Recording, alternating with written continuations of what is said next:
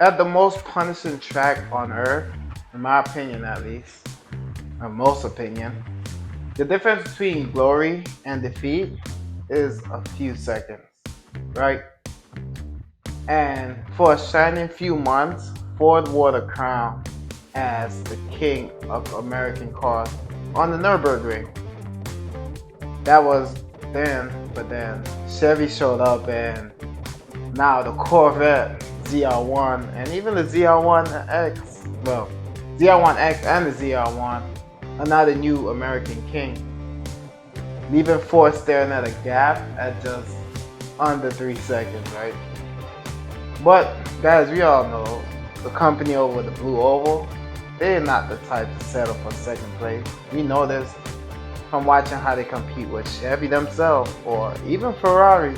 They don't like second place and they'll do anything. So, needless to say, Ford is going back to the greenhouse, right?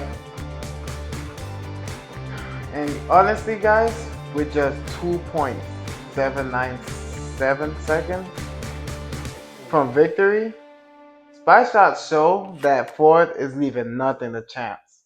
They want that throne back, and they're gonna go get it. And this time, honestly, I think Ford is taking it very, very personal. The Nürburgring Nordschleife. It's over 12.9 seconds, and it's 12.9 seconds of just winding, treacherous asphalt. Honestly, that's why they call it the Green Hell.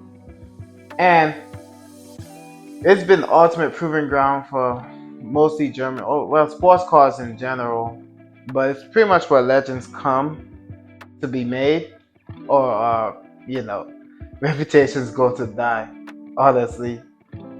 And lately, it's been the battleground for American soul of sports cars. It's shaping up to be that American love the Nürburgring now. And honestly, guys, this chapter of the story kicked off in Dearborn when Ford showed up with their most radical design, their most radical car ever, the Mustang GTD. And the mission was loud and clear. I mean, they built that car for one reason, as we spoke about in previous videos before, guys. It just wanted to be, it wanted to be the first American car to break the 7-second barrier. And guess what? They did it. In the first try, the Mustang GTD ran at 6:57 seconds, right? But even then, Ford engineers, they wasn't really satisfied with that. No, they wanted more, and they knew it had more. And so they just showed back up and found 5 seconds running a 6:52. The Mustang was the undisputed American king, and it became the new standard. And for a moment, guys, things went quiet. The crown sat nicely on Ford's head. Nobody said anything, but the world of high performance cars, guys, we all know that quiet is usually the calm before the storm. And in spring or July, what was it? Spring 2025. That silence was broken. Oh man, that storm hit hard because Chevy showed up with the ZR1, making 1,064 horsepower, and was able to beat Ford's time running a 6:50, snatching the record away from Ford. But that wasn't even the end of the story, guys. Again, like I said, the storm hit hard. They also came with a more, I guess you call it a more extreme ZR1X, which is the hybrid all-wheel drive. And I think that one makes like 1250 horsepower. And just to prove a point, right? The Chevy ZR1X posted a jaw-dropping 6 minutes and 49 seconds. Guys, in one stunning session, because they brought both cars in, oh, they had all 3 cars, but those 2 cars in one session, Chevy having just beat a Ford, they essentially set a new standard for American performance cars. And it didn't take a press release for Ford to respond. to respond to Chevy. Nah, it came directly from the top, from Jim Farley himself, saying, "Congrats to the Chevy team. Game on." Now, guys, we all know what game on means. You know, here in the streets, we probably say something like, "All right, bet," or "All right, watch." You know, game on. It's no longer a competition. And Ford is taking this very seriously, and that this is why I say this is becoming very personal.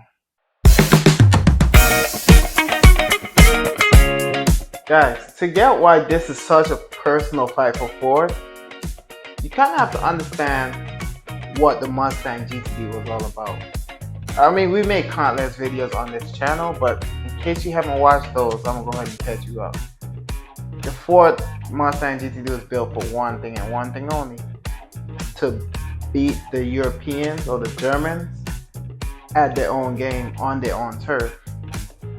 And in the heart of it was a custom built Predator engine, cranking out 815 horsepower. Now that's all good and well, it's good power, but all that power meant nothing without control. This is something you learn from the Europeans, where you see like the GT3 RS only having 500 horsepower, yet being insanely quick, right? So that's where you saw the Mustang GTD get really clever. Unlike any other Mustang before, it had a rear mounted transmission, the HP dual clutch, and it was linked. That setup was linked to the engine by a carbon fiber shaft. Like, it gave it a nearly perfect 50-50 weight distribution, which we all know as a holy grail for handling. And then there's a suspension. You could just take a quick look out back and see something special is going on with that suspension. It's probably something you've never seen on a car before, because I mean, something you expect out of a prototype or something. But yeah, the inboard push rod suspension system with a rock arm, it's not just there for looks, guys. It's the kind of tech you'll see on something serious about, removing the unsprung weight from the wheels, making it quicker responding to bumps and undulations, something the Nurburgring have plenty of. And to control the air, Ford gave the Mustang GTD F1 style technology in the rear wing. So on the straights, it could flatten out to give the Mustang GTD some insane top speed. While on the corners and the braking, on the winding parts of the track, obviously it snaps back, giving it the downforce it needs to have the grip to stop quicker. And if all that wasn't enough, Ford decided to put Dirk Müller behind the wheel. And guys, this is a guy who probably knows the Nürburgring as good as the best of them. He's up there, man. I ain't gonna say he's the best, but I mean, I wonder if Ford would use Max Verstappen. He talked about wanting to, go faster around the Nürburgring with the GTD. But a combination of man and machine actually did put Ford as a king of the Nürburgring for American cars. And I think they're counting on that formula on a comeback. So, if the Mustang GTD is a scalpel, we made the comparison between scalpel and sledgehammer. The ZR1, ZR1X are definitely sledgehammers. And so the challenge for Ford is not just about getting the record back, but it's about beating their rivals that totally changed the game as far as like what we thought, what the Europeans set as a standard for what we will see around the Nürburgring. We all know European cars, they're very technical, and they go around the Nürburgring carrying a lot of speed through the corners, and that's exactly what Ford chose to do. However, the ZR1X came with brute force. I mean, they came with numbers that's honestly, like, it's hard to believe. The ZR1X makes 1250 horsepower, guys. That's 400 horsepower more than the Mustang GTD. And it's not even just about the brute force. ZR1X hybrid system give them an all-wheel drive advantage, and I mean that's a huge advantage because it's kind of letting them claw themselves out of the low-speed corners, which the Nürburgring has plenty of. And actually, you would think Chevy will have the edge. I'm sorry, Ford will have the edge in weight, but they don't. Like the Chevy's still lighter than the Mustang GTD with all this carbon parts and all the carbon this, and it tips the scale at 4,300 pounds, whereas the Chevy, which kind of, I mean, if they didn't speak about anything crazy going on, but it's only 4,100 pounds with the hybrid system, guys. It's still lighter than the Mustang GTD. So that that less weight and more power obviously give them the obvious power to weight advantage. We all know how far power to weight advantages go. But maybe the most intimidating part of this whole win for Chevy to me, as a fan, I mean, if I was a fan of Ford, I'm a fan of Ford. The Mustang GTD is my favorite of the two cars. Most intimidating part is how they did it. Ford didn't hire a Dirk Müller or a professional driver. I'm sorry, Chevy. Chevy didn't hire a professional driver. They did it with their own engineers. With Brian Wallace and what's his name? Drew? I forgot his last name. I mean, they're the engineers for Chevy, and they was pretty much the whole message was our car is so confident, inspiring. We don't need a professional driver to go fast, and it left everybody questioning, or left the question in my head, and everybody I spoke with, like, how much faster could Chevy have gone with a Dirk Müller behind the wheel? So the stage is set, guys. On one hand, I mean, the rematch is set up. On one side, Ford is the high-tech, high-downforce Mustang GTD, and unfortunately, he's the wounded champ looking for redemption in this story. And on the other side, you have obviously the brutally powerful hybrid all-wheel drive Chevy. It's the new king of the hill, and they're sitting comfortably at the top right now, especially coming in cheaper than the Ford. But let me know who you got your money on, guys. Let me know your prediction in the comments, because I want to know. And if you're enjoying this automotive war, guys, make sure you hit that like and subscribe so you can know what happens next. So, after the Jim Farley game on comment, guys, Ford kind of went quiet and just went right back to work.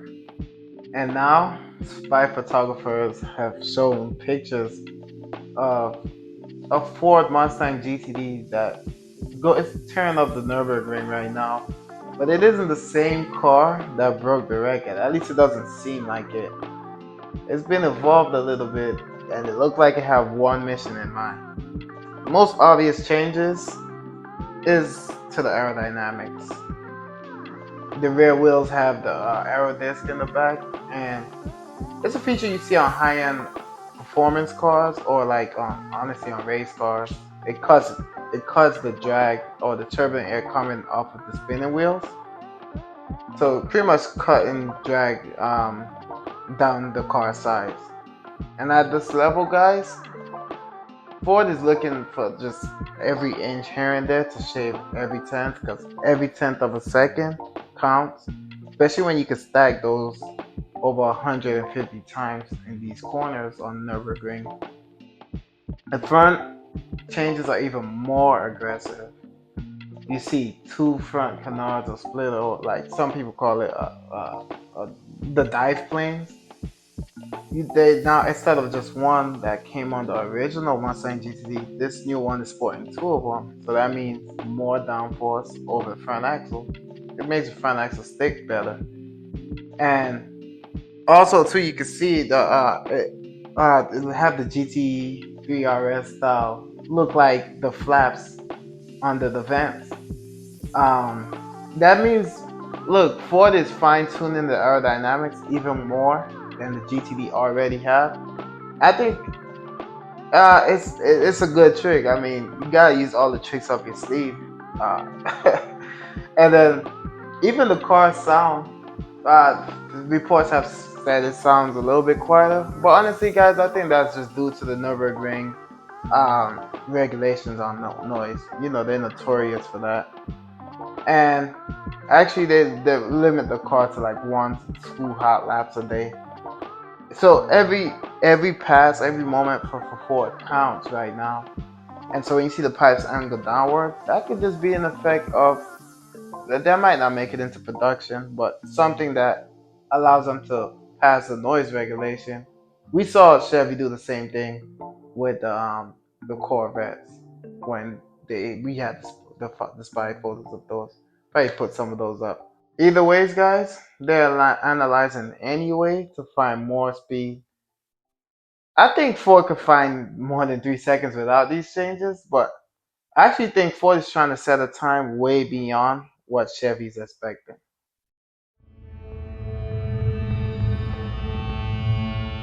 So, guys, this is it. You know, the engineers, the driver, the machine, all working together to get the ambition back and get the crown back on the green hill. And the target is clear. Obviously, the 649. I think Chevy want to just.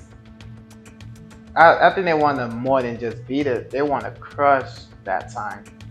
And honestly, they want to do it on a track that will punish you for the smallest mistake. I mean, it doesn't take much for for you to like overshoot a corner or overdrive the front wheels or something and end up off track or just losing time altogether. Um, and look, honestly, you have 150-ish corners to either make or break your time. You get what I'm saying? But if anything could do it, is this one, guys. It's Ford. I mean, remember, this is the same team that ran a 657 in their first attempt, and then came back and showed they could find 5 seconds without changing anything. Just, just getting better and getting the strategy down, getting more comfortable with the car. Find them 5 seconds, and I mean, now with them optimizing the car, if that's what they're doing, again, these are just spy photos, guys. We could assume that Ford is not leaving anything to chance. I mean, they're just gonna go out there and close out this challenge. And honestly, their time is winding down. The fall, the autumn season is almost up, and it's a good time right now. You don't want to be in there in the winter time, like trying to set no record time, because now weather's just against you, and you already know how these German tracks are with the rain and in the winter season. It's gonna be brutal to even try to find a reasonable time, guys. So the challenges are huge, but the infamous German weather is closing in, but it looked like Ford is currently fighting for every lap, and it's about a CEO who looked the world in the eyes online and said, "Game on, guys!" And the green hell is waiting. The only question is, are they going to find enough time? I think they are, but only time will tell, guys. Stick around on this channel, guys. As soon as they do, we'll go ahead and let y'all know. Thank you.